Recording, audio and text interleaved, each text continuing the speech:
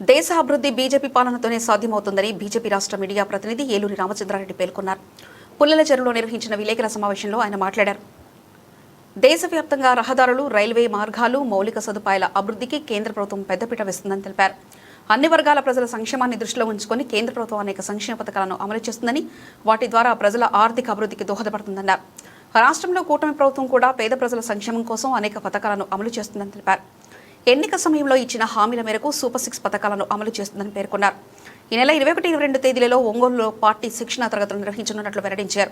ఈ కార్యక్రమంలో మండల పార్టీ అధ్యక్షుడు నక్కా యోగేశ్వరరావు, జిల్లా కార్యవర్గ సభ్యుడు నారు రామేశ్వరరెడ్డి, కిసాన్ మోర్చా జిల్లా కార్యదర్శి ఎస్ బాలవెంకటరెడ్డి, తోట్ల గాలిరెడ్డి, తోట్ల ఎంగిరెడ్డి, టి వెంకటేశ్వరరెడ్డి, వెన్నా శ్రీనివాసరెడ్డి తదితరులు పాల్గొన్నారు.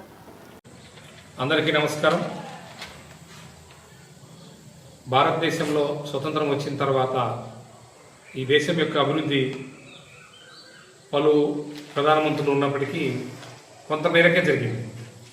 నరేంద్ర మోడీ గారు ప్రధానమంత్రి అయిన తర్వాత, నరేంద్ర మోడీ గారికి ముందు, నరేంద్ర మోడీ గారి తర్వాత అనే విధంగా ప్రజలు చర్చించుకుంటున్నారు. కారణం, గతంలో మన హైదరాబాద్ నుంచి ఈ మన పుల్లల చెరువు, ఎర్రగొండపాలెం రావాలంటే సుమారుగా 10 గంటలు పట్టేది. ఈరోజు కేవలం 4 గంటల్లోనే ఎంతో పెద్ద కొండలు తొలిచి రోడ్లు వేశారు. ఆ విధంగా దేశంలో కాశ్మీర్ నుంచి కన్యాకుమారి దాకా సింగిల్ లైన్ రోడ్లన్నింటినీ కూడా ఈరోజు 4 లైన్లు, 6 లైన్లు, 8 లైన్లు ఆ విధంగా తయారయ్యాయి. అట్లే ట్రైన్స్ కూడా సింగిల్ లైన్లో ఉన్నటువంటి ట్రైన్లను ఈరోజు వందే భారత్ నడుస్తుంది.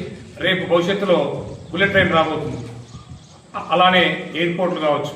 భారతదేశం యొక్క అభివృద్ధి వీటన్నిటికి కారణం ఏంటంటే రవాణా సౌకర్యాలుంటేనే రైతులు పండించిన పంటను, మనలాంటి మారుమూల గ్రామాల్లో రైతు పండించిన పంటను కూడా వేరే టౌన్లకు సప్లై చేయొచ్చు. దాని ద్వారా రైతుకు ఆదాయం కలుగుతుంది.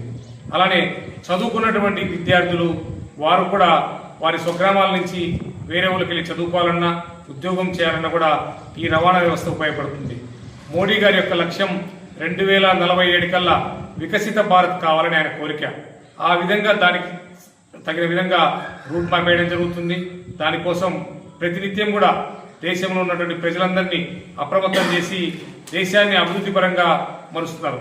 ముఖ్యంగా కరోనా టైంలో చూసాం, ప్రపంచ దేశాలన్నీ కూడా కరోనాకు భయపడితే మోడీ గారు సైంటిస్టులను, దేశంలో ఉన్న మేధావులను అందరినీ, ప్రతి ఒక్కరిని కదిలించి వారి వంతుకు సహాయం చేపించి కేంద్ర ప్రభుత్వం కూడా ఒక భారతదేశానికే కాదు ప్రపంచంలో ఉన్న సుమారు 850 కోట్ల మందికి మెడిసిన్ సప్లై చేశామంటే అది మోడీ గారి ఘనత.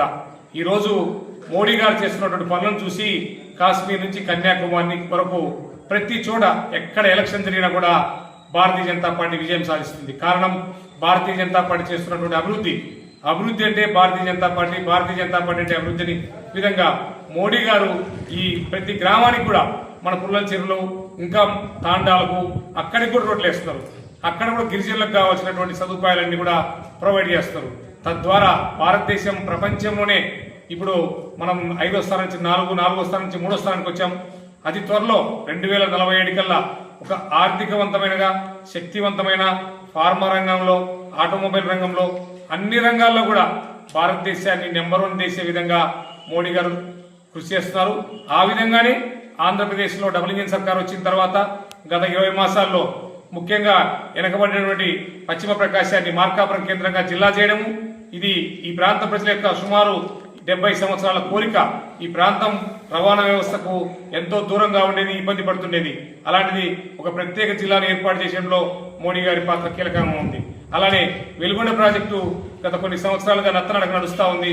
దాన్ని కూడా అవసరం వస్తే కేంద్ర ప్రభుత్వము మొన్ననే ముఖ్యమంత్రి గారు కూడా చెప్పి పెండింగ్ ప్రాజెక్టులకు సంబంధించి స్పెషల్ గ్రాంట్ కూడా ఇస్తాము, తొందరగా పూర్తి చేయమని చెప్పారు.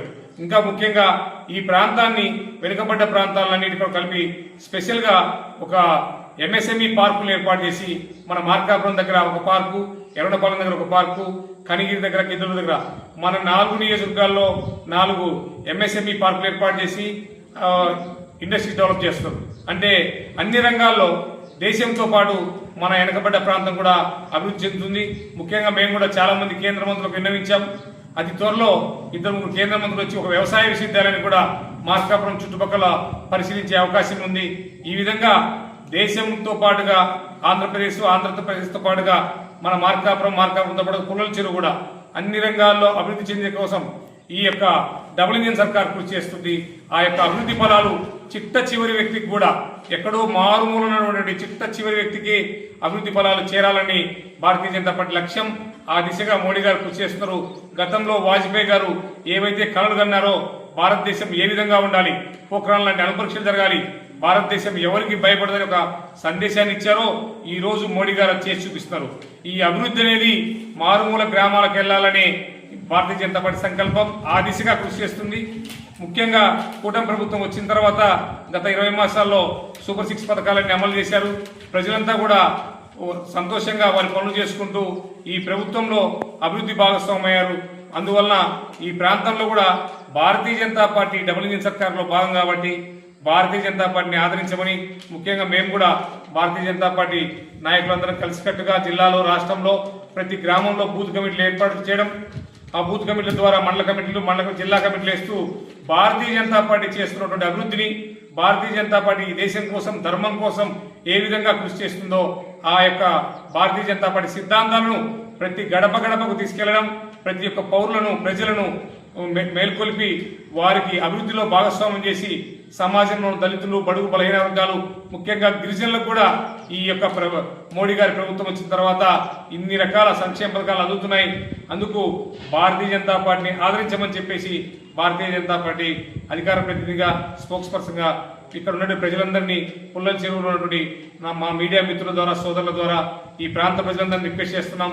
భారతీయ జనతా పార్టీ గ్రామంలో ప్రతి చోట కూడా మేము ఈ మన ఊరు మన జెండా ప్రోగ్రాము త్వరలో గ్రామానికి తీసుకెళ్తున్నాం. దానికి కూడా మీ ద్వారా ప్రజల్లోకి వెళ్ళాలని చెప్పేసి మా పార్టీ నాయకులకు కార్యకర్తలందరినీ కూడా ప్రజలకు సేవ చేయమని, ప్రజల్లో మమేకంగా చెప్పేసి మీ ద్వారా కోరుతున్నాం.